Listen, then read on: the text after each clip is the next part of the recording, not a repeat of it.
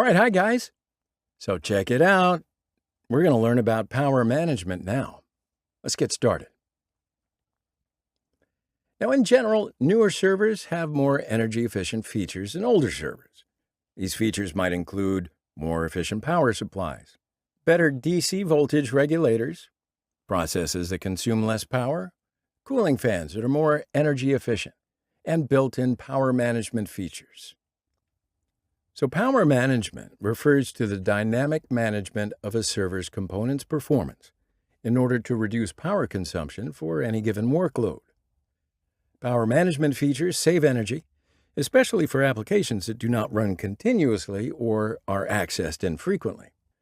For example, server processors can reduce power consumption by automatically adjusting the speed of the CPU during times of low utilization, or by automatically disabling CPU cores temporarily when they're idle.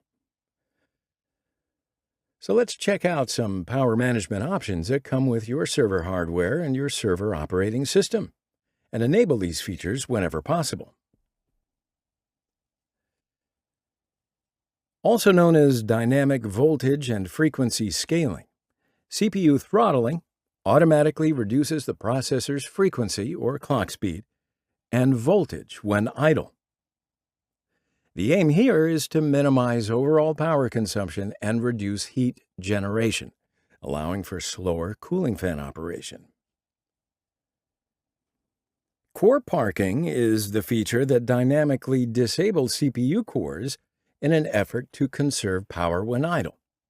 Disabled cores are re-enabled as the CPU load increases once again. Other features such as timer coalescing and intelligent timer tick distribution or tick skipping extend the time that the processor cores stay in deep sleep states by avoiding waking cores unnecessarily. Power profiles are predefined groups of power management settings.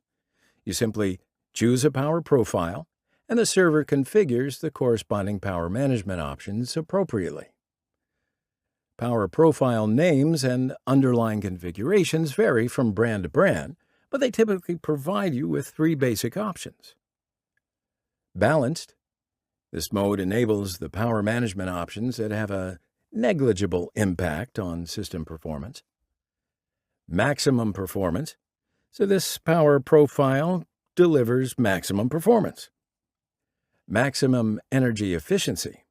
And of course, this setting minimizes system power usage by enabling power reduction mechanisms that may also affect performance.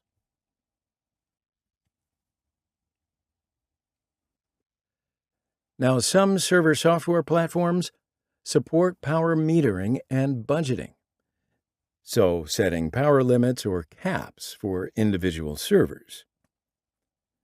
So then power use is monitored via a power meter, a hardware component inside the server that reports server power consumption in watts.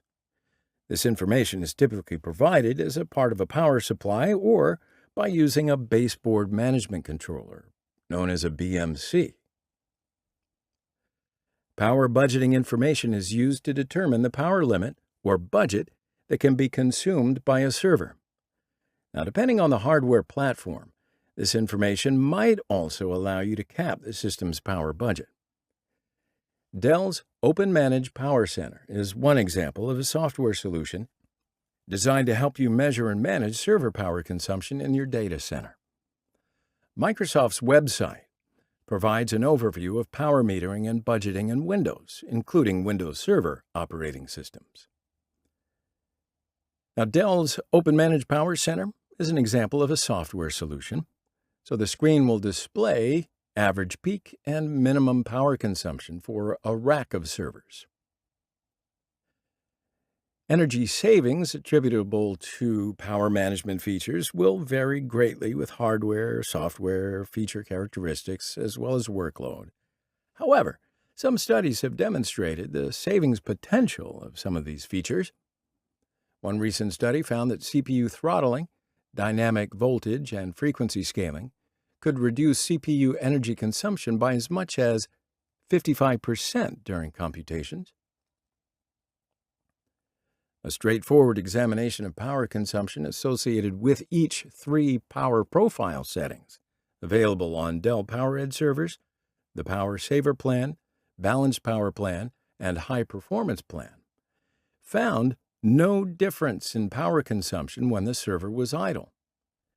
When the processor was fully loaded, or pegged as it's known, the Power Saver Plan used 18% less electricity than the High Performance Plan. A power-managed server produces less heat, which reduces cooling costs, and requires less power, which reduces power infrastructure losses. In fact, as a result of these indirect energy benefits, saving 1 watt-hour of electricity at the server level typically results in an additional 1.9 watt-hours of electricity savings at the facility level. Take that to your next budget meeting. All right, so hey, we're going to wrap it up because we've learned all about power management. Check out the next lesson, though. There's a lot more to learn.